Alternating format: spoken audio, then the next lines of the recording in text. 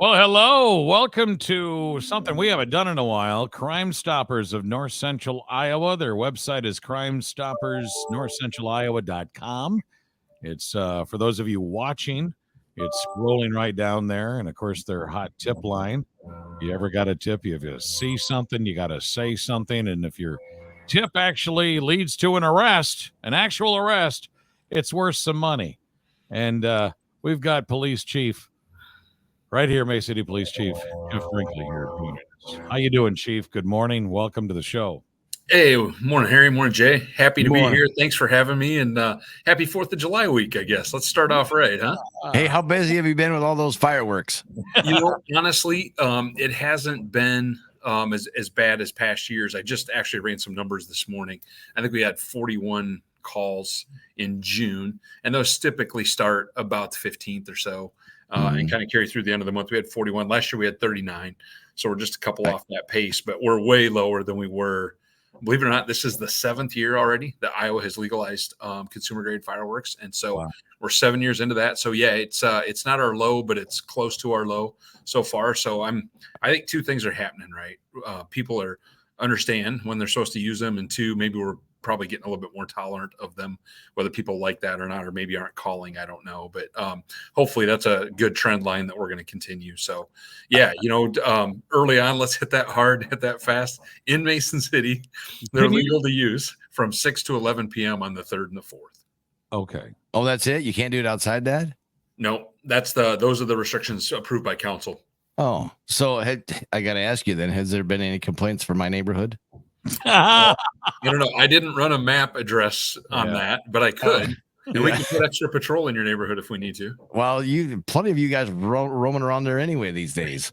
Well, we know you live down there now, so we're trying to keep an eye on things. For those that don't know, all Jay has to do is walk 10 feet and he could be outside of city limits. Yeah. I'm just curious. So can you actually be arrested if you shoot off fireworks? Well, you can technically, but we've chosen to make it a municipal infraction. It's just a city code violation.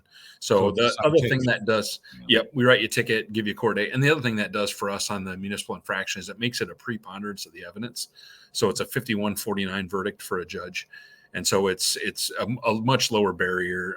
We don't want to make it, we don't want to get to that point with people, but if push comes to shove, sometimes people make bad decisions and you've got to do that. So, but no, we've got it as a citation.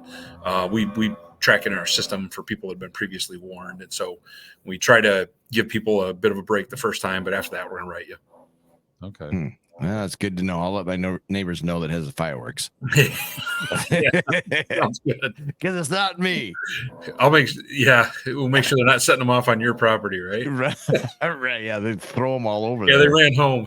Yeah, I get it. I don't know if I'm maybe used to this or not, but for some reason I feel like I see less tents out there to buy fireworks.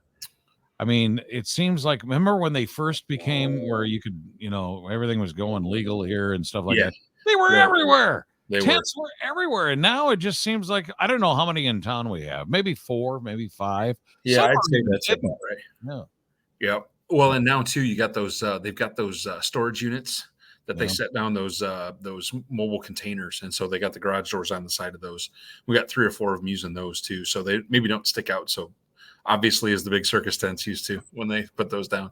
That ordinance that cities passed to restrict sales to industrial areas, that got overturned by the state, so that put them back into some of our retail locations. But yeah, I would say we got 4 or 5, probably kind of shotgunned across town.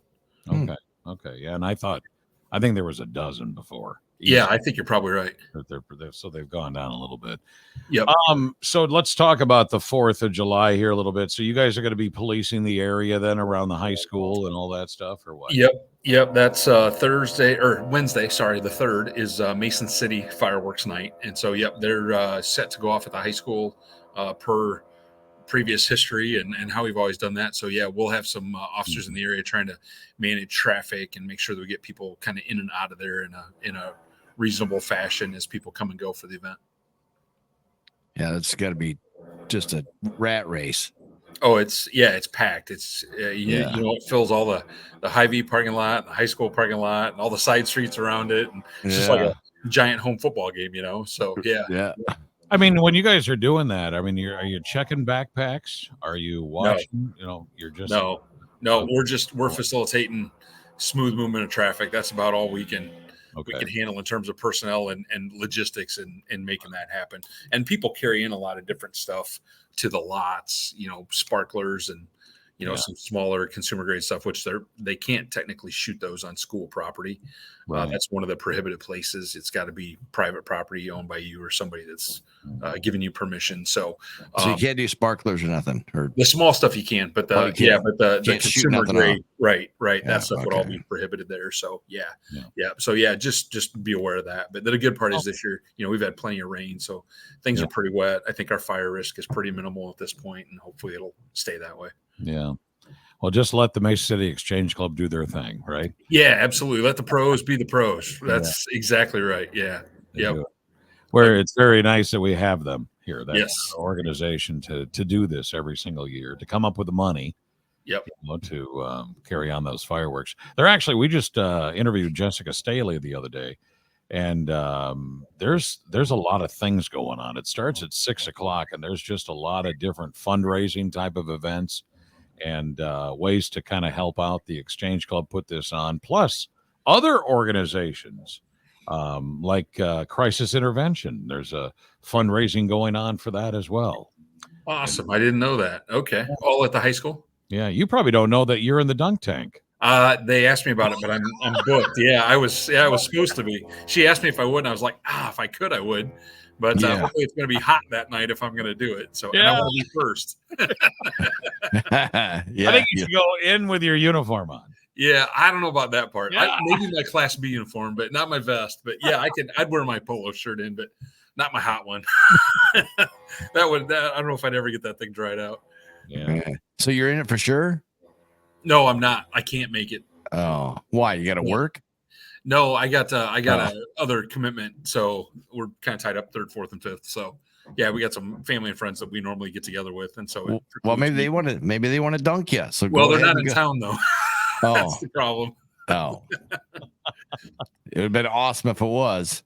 Yeah. I'm trying to think of the last time I was in the dunk tank was down on Federal last year for one of the Friday Night Lives, I think it was. I can't remember who was doing the fundraiser, but I was in there. That's the last time I was in one. It was good and cold that night too. Oh yeah, it's usually what happens. Yeah, exactly right. So you know what's worse is the one that would have the toilet above you, and then that dumps cold water, so it doesn't have a chance to warm up. They have a toilet above you. You haven't? No, that's a great idea. Oh yeah, they got a hose run up there, and then, so when you hit the thing, then it dumps that ice cold water from the hose. Oh no, I didn't know that. Okay, I'll have to check one of those out. That sounds like fun. Oh yeah, they should have. No, it's not fun. It's cold. They should have an axe throwing a dunk tank. That's a good idea. Yeah. Where's your next foray, Jay? Yeah. You got to use hammers instead of axes, right? Like hammers. Oh yeah. That might be the ticket. Yeah. I love it. Anything more, Chief, we should know about it when it comes up here to the 4th of July here this weekend here in Mason City? No, I think, if you're going to use fireworks, one of the things we always recommend is just be a good neighbor, clean your mess up. I have been impressed actually a few times. I've seen people out the morning of the 4th running a broom down the sidewalk and on the street, sometimes sweeping up the leftovers. So, some of those come with the cardboard tube and the little plastic base, and, pick up when you're done, and just generally be a good neighbor. If you got neighbors that do have, critters or, who are veterans, those kinds of things, be considerate of that as well. Maybe at least give them some advance notice that you're going to be out doing it, so it's not a surprise to them. But yeah, we just ask that you follow the rules, blast off whatever you want to blast off within the confines of the timing of the event. But clean up when you're done, and just try to be a good neighbor, please. And don't throw fireworks into the fire pit. You never know if they're don't do that either. One. Right. Yeah. You've seen that video floating around on the internet, right? Where the thing tips over, it hits the box, it shoots over under the van, and ends up burning the van up in front of the house. Have you seen that one? Oh, that's amazing. That's probably still one of my favorite 4th of July videos. Wow. Yeah. I don't think anybody got hurt, but boy, there was some massive property damage. And then it lit the fuel tank on the back of the van on fire. And I don't know if it got to the house or not, but it was a big mess. Oh my! How long has it been? Since you've been here, have you ever seen a vehicle blow up in Mason City? No. I don't think we've ever had nothing like that from fireworks. Bad, yeah. Yeah. Well, I mean, just in general. We've had a few car fires, but nothing. Yeah, nothing really. Like blow up like in the movies. And no, nothing like that. Yeah, no. Thank goodness. Nothing at all like that. Now, if you saw a bunch of people driving around with fireworks in the back seat and they're smoking, do you want to pull them over and say, "Hey, have you seen it or not?" I mean, how do you even start today? Like, right? Right. You're probably texting and smoking, right? Like, at least we have something for that. But I don't know. I mean, it's just make good decisions, folks. Like that's what we're asking. Like, be smart, be a good driver, be a safe driver. There's other people on the street, all that stuff. So yeah. Well, I mean, you don't have to give them a ticket or just go, "Hey, might be a good idea not," because you know what happens if they light that baby up and driving down the roadways. It could be interesting. Oh boy. Yeah. There will be. Yeah, it could be very interesting. So yeah. Well, let's get up to date on Crimestoppers since it's been a while. What are you guys really looking at? What are you dealing with here in 2024 more than anything else? Yeah, I think both us and the county had Saragordo County, and I think Clear Lake too, had a few burglaries earlier in the year. We got ahead of some of those. I know the county recovered some stolen farm equipment at an acreage. They weren't quite sure how it got there, but they were able to get some of that stuff recovered. But the last couple of months, knock on wood, had been pretty good. And so I think at this point, I would call it normal summer for us in terms of call volume, call type, weather, some of those things. We've had a couple of things last few weeks here that have garnered a little bit of extra work for us. We had that shooting up at the Midtown Liquor and Vape that we're still working and doing some follow-up on that. And so I think, again, using the resources available through Crimestoppers, whether it's the 800 number, the Facebook page, or the website to get us information, if you have it, about who's responsible for some of this stuff is always helpful as well. We learned something. We all got that text message from Alert Iowa. The Alert Iowa. It's the first time I think any of us really knew any of that, but that was just sent on a mistake, right? You were just, or was that? So we actually were on a live call. We actually had a burglary in progress where we believe the suspect was armed with a firearm. Right. And so we were actually trying to put an alert out to a 2-block area around where that was happening over on 4th Street Southeast. Alert Iowa is a new system. It replaced Code Red. So if you haven't yet signed up, we did learn that day that Alert Iowa works great. Yeah. We did not mean to Everybody's calling you, right? Yeah. We did not mean for that alert to go community wide. It was only intended for that 2-block area, kind of around the place where we were working there, where we had the officers and we were doing some extra work. But get signed up for that. We did get the cancellation message out not long after that to say, hey, whoa, right. Hit the wrong button. Sorry about that. But clearly that worked. And it worked well. I thought it was a good test, though. Yeah, it was. It's not the way that you want to do it. And I know, but that's how I took it anyway. And I know, and I get the alarm and the concern that we cause some people in the community as well who worry about things like that. So that's on us, and we'll fix that. And we got the training issue, I think, resolved on that. We're new to that system as well, so please stick with us. But yeah, that's the means by which we get some of that stuff out. So when we put those messages out with directions, thank you to all of you who sheltered in place or did legitimately follow up like, hey, what's going on? And we got that squared away and ironed out pretty quickly. But we also got charges pending on that burglary as well on the suspect. I'm surprised they got a response back from you. I texted Chief Brinkley and said, hey, what's going on? Yeah. We're a news source now for North Iowa. We got to come check it out. Yeah. No, I was busier than a one-arm paper hanger, but I got it back to you. So it was busy in here for a little while. But you know what's funny about us Midwesterners, and this is what it's you gotta go, boy, the traffic's really picked up. Because what do we do when they say a tornado warning? Go take shelter. What do people do? They get their cameras out, they go outside and stand and watch the tornado come towards them. So you tell people about this kind of thing, and people are going, hey, maybe we should go down and check it out. Yeah, no, not on these. I'm good with that on the weather. And I'll tell Yeah. you, like some of my favorite days working as a patrol officer and a supervisor have been on weather days. Like it is something to see that stuff. And every now and then when the big stuff hits, like I was working down in Ames when the tornado came through a few years ago during the football game. Oh, So we're driving through the parking lots down at Iowa State, telling everybody, "Hey, get inside, shelter." Everybody's like, "Hey, go Cyclones!" They're having a beer, they're tailgating, they don't care. And I'm like, no, really. Like, if this comes our way, we're in a heap of trouble. Like this is bad, bad, bad. And then it missed, the stadium and that whole area by about 2 miles, and kind of went up the west side of Ames, but destroyed a couple of houses, moved some garages around to different people's houses up on the northwest side of Ames. But it is interesting to watch that stuff, but always do it from a place where you can get to shelter quick if you have to, because you don't, it's going to be too late. But us Iowa State fans are going, Cyclones score again. I know. Sirens are going off. I know. Yeah, no, it wasn't the pre-games. It was the real ones. It was the real ones. Yeah, because they sound a lot alike. Yeah. So, there's a little background on severe weather with the police department. You guys get involved heavily with any of that, or what happens? I guess. I mean, we do our job that we have to get out. Yeah. All the alerts, the EAS goes off, of course, and then we have our weather coverage and everything else. But how about some behind the scenes on the police department? Yeah, there's probably a lot more that goes on than people know. We keep an eye on things. Sometimes it's making sure tornado sirens are working or different kinds of things like that. But the fire department, Mason City Fire Department's also getting trained up on windshield assessments, so that immediately after something happens, we can move. And I'll give you a good example of this. When we had that tornado go through here about 18 months ago, that hit Eastbrook down on 34th Street, in December. Yeah, right. Exactly. Right. Last time you expect it. But we were like Johnny on the spot. Like I got woke up at home right away by my shift commander.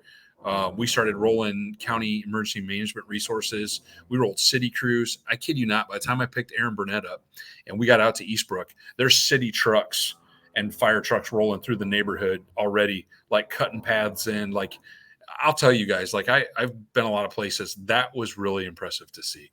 Like within 30 minutes of this thing being over, Stangler's got his crew and they're on it, and they're cutting. Guys are running chainsaws. They got end loaders. They're ripping a path through so fire can get in. Like that's what it's all about. And I think a lot of people just have no idea. Like all last weekend, we were monitoring floodwater. And so we were, when Spencer got hit and all of those things happened, we were watching all the gauges north, EMAs watching all of that. We're communicating via text all weekend. We're taking periodic pictures up at the 12th Street Bridge, watching how high we're getting. Are we finally cresting? Are we going down? Right. But it's an everyday ongoing conversation that is probably happening behind the scenes that nobody even pays attention to. I'm still scratching my head going, what did you pick up Burnett for? What's he going to do? Well, I like getting him out to know what's going on. It actually affected at 4 o'clock in the morning. Yeah, well, yeah, he was the sandbagger. But he actually did something. Yeah, but no, that would be I think that's the third time I picked him up. I'll call him. I'll be like, "Hey, I'm on the way. Get up, get moving." Be ready by the time I get there. Do you make him sit in the back seat? No, he sits next to me. Oh, next time put him in the back seat. Just so that way people can see it. But I think Aaron also appreciates like being out there and seeing that, and I like for him to see what we do frontline. I think he gets to see how departments work together in those critical moments for our community when things aren't good, and we got to figure out if there's people injured or homes damaged or whatever it is. And I think he enjoys being out there because he feels a part of being the solution as well, and sometimes can speak to that then later in meetings and other things as we're funding something or discussing something in the community. He could say, "No, I know exactly how that went because I was there." And so he's never told me no. So maybe it's because I got a gun. I don't know. But every time I call, he's been willing to go. So he feels threatened. He feels threatened by you. Yeah, I don't know. I'll tase you. So yeah, I'll tase you.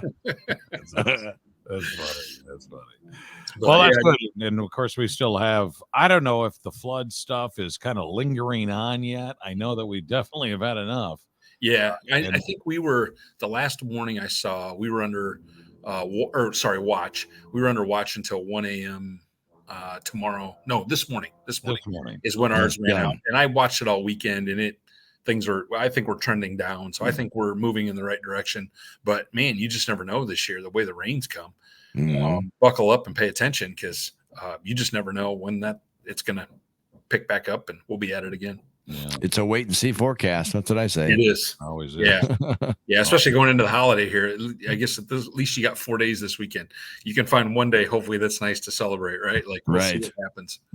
Yeah. You guys going to have a lot of officers then out, and maybe with the county and even Clear Lake, with all the drinking that's probably going to be happening this weekend?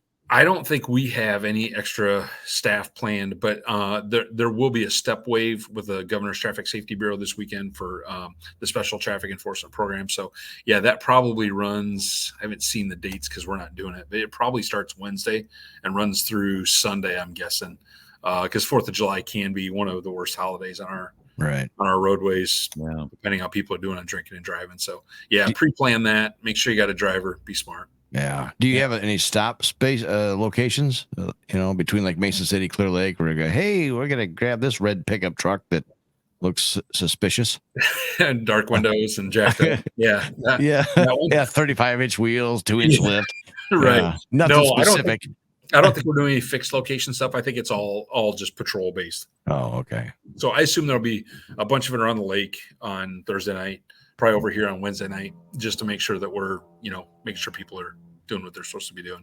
Well, a good corner to be on is coming back from Clear Lake, right, and heading right to jail. Right. When you get a turn off of 122. Yeah, it's only a quarter mile down there. That's only a quarter mile down there. So let's just take a spin over here. Yeah. No, we're close enough. Let's go walk. Yeah, right. That's always a good theory too. I like that as well. Just look before you cross the street, right? Right. A lot of people have been asking about that construction out there, isn't it? They're going to be there for like a year, aren't they? Yeah, I think based on what we've heard from the DOT, that's going to run most of the season. I know that the flooding and the extra rain we've had has slowed the project down, because they're trying to get down. They're trying to dry that out, push the water one way or the other so they can work on the dry side. And they've had a heck of a time trying to manipulate the water because there's been so much of it. But the good part is, I think the westbound piece is done. They redecked that bridge last year. I don't know if you remember that. They had it down to one lane each way or each side for a while. And so hopefully once the eastbound is done, but I think it's going to take until November at this pace. Okay, so I did hear November, but I didn't know if that was this year or next year. Yeah, no, what we're hearing is by the end of the year it's done. Okay. So pray for some dry weather and maybe we can get there. It is an inconvenience though to everybody. I definitely agree with that. Yeah, especially in the backside coming in on 19th Street. Yeah, that traffic is heavy. Busy street now, isn't it? Yeah. You put temporary. That's where you need to put some temporary stoplights. Yeah. Hey, talk to DOT on that one. That's not right. I do every Tuesday. I talk to Pete Helmstead. I was gonna say, Pete's got you. Yeah.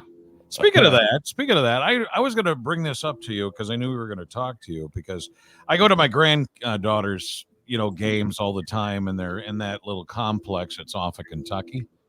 You get off of Kentucky there, and you remember the 5 points. There's a 5-point intersection right there. Yeah, 5 corners. Yep.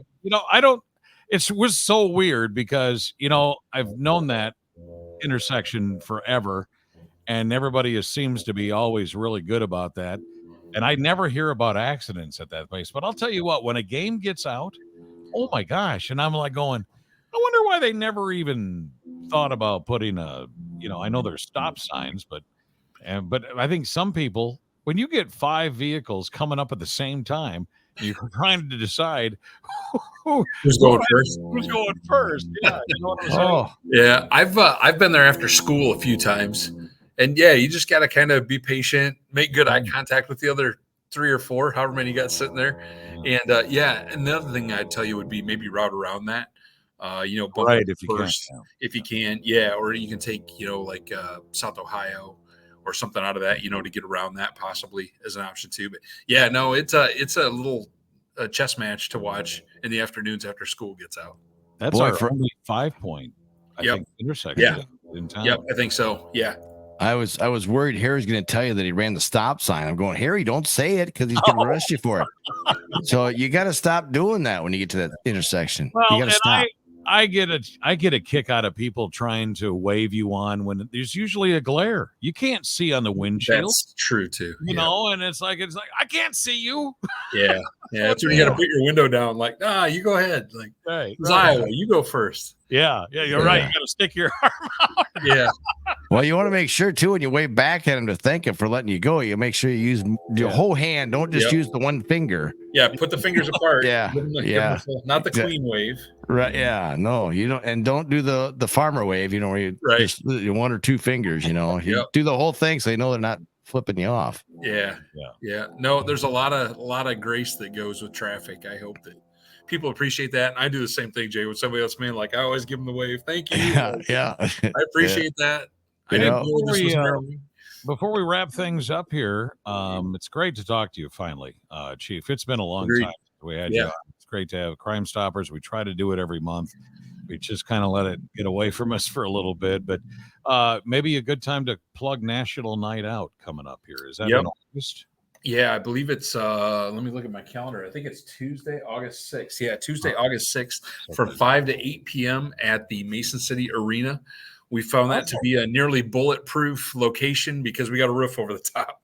Yeah, that's no matter what. So, rain or shine, National Night Out is going on in Mason City. So, yeah, we've got Courtney Moritz coordinates our PD work in that with a couple of other community organizations. And so, we're on for 5 to 8 on Tuesday, August 6th. So, that'll be here, believe it or not, before we know it. And then it's like back to school and away we go. So there you go. And that's already the ice back in, right? Yes. Yep. And I think now they got the 90s concert now actually got bumped back to like August 23rd or something like that.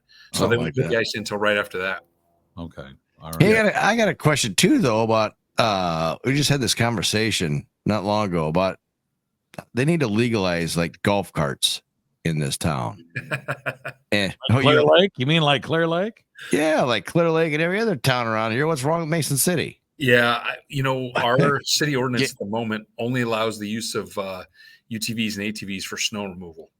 And so we are more restrictive by code currently. And there hasn't been a lot of discussion by city councilors about that or about making changes. So I don't. Let's bring it up. Let's get it going. Radar, but you're certainly welcome to reach out to your council person.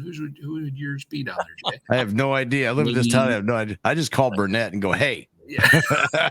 Yeah, I bet you do. I do. I know how that goes. Yeah. Yeah. You know, though, what? Everybody should know that Jay drives super slow all the time. He needs a slow-moving vehicle on the back of his Jeep. Yeah. He doesn't need a golf cart. Yeah. Yeah. Yeah. I don't know. I've got mixed feelings on that over here. I don't. Why? Know. Come on. Let's get into it, Chief. Yeah, come on. Well, come on. We got more stoplights, more. We're a different community than Clear Lake. Absolutely. And I think that, my worst fear is like, well, there was a crash in Humboldt County a couple of weeks ago. Oh, was there? Side. There was a double fatality on the side by side. And so I think that's the other thing too, for me, is speed and size of vehicle. Like, boy, those are super unfriendly crashes to the people in the UTVs when those happen. And so I don't know that we're the best fit for that here. I get the application in Clear Lake. It makes a lot of sense to me over there, but I don't know about here.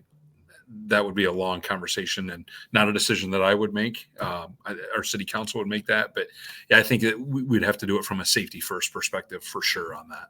Absolutely. All right, not the answer I wanted to hear, but whatever. I know. We're in government. We don't always give those. I apologize. Yeah. It is what it is. These dang DJs trying to get their own way. What's the ticket if I get pulled over or drive my golf cart? I don't even know. It'd be an unauthorized vehicle. It's probably $150. I'd have to look it up in the compendium. And then I got to go to court. That's another what? And that's how much? Well, that's included.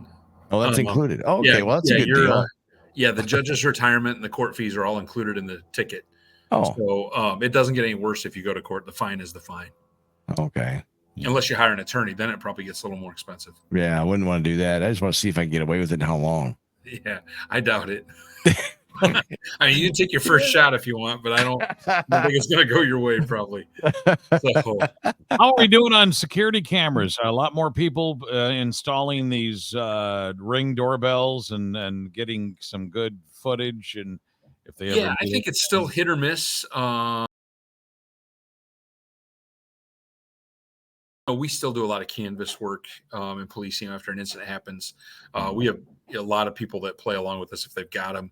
And sometimes it's an afterthought. It's, oh, that happened. Yeah, I should get a camera.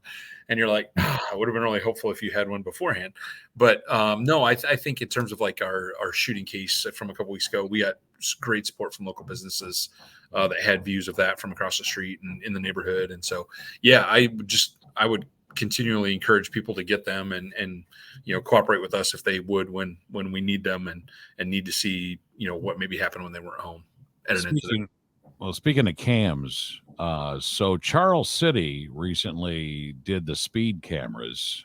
They installed them, and I know that they had a practice thing. You're getting things in the mail and stuff like that. Has that ever been brought up here? Not seriously. Aaron and I have had a couple of conversations about that. I don't see it being a fixed location kind of thing for us in Mason City. I mean, I just don't. It's not something I'm really interested in. I don't think he is either. But I think based on the complaint-based information that we get, we've got the speed trailer, we use it, and there is good data that we get from that says in some places, if we could put a mobile enforcement unit there, that might be a really good solution. And so I think you'll see us in the context of what the state law, so that the changes came this year. So the DOT is going to be the new regulatory authority on those. And so the first year is people that already have systems are going to be re-permitted through the DOT to re-permit those systems. And then the year 2 will be new applications. And so we don't have one yet, so we won't be in year 1. So if we do something with that, it'll be in year 2 of that approach with DOT managing that. But yeah, I think that they have a space in some of those target areas where sometimes it's hard to put an officer on a regular basis to be able to do that. So it's really short staffed. And so, I think the other thing that we could also do is mail some warnings and let people know, hey, we had you speeding. We gave you a break this time, but next time it's going to be $82, or whatever it is for how fast you were going. It's equivalent to a speeding ticket. I don't think it should be a revenue generator for the city in terms of a get rich scheme, and that's what I'm worried about with all of the rest of the state too. I don't want to lose it as a tool where it's practical. Isn't it about staffing though? I mean, Charles City is a smaller community, but I would think it's kind of, I don't know how much manpower you need to be able to watch for speeders all the time, but just come down here to the station, just sit here. Yeah, people. I've been watching it while we've been doing this. And people rolling through the stop sign. Some lady in the Gladiator just a little lady went zooming by in the window here. Yeah, and it's I don't four-way stops aren't. I don't know if those are. I don't ever see those being our bread and butter.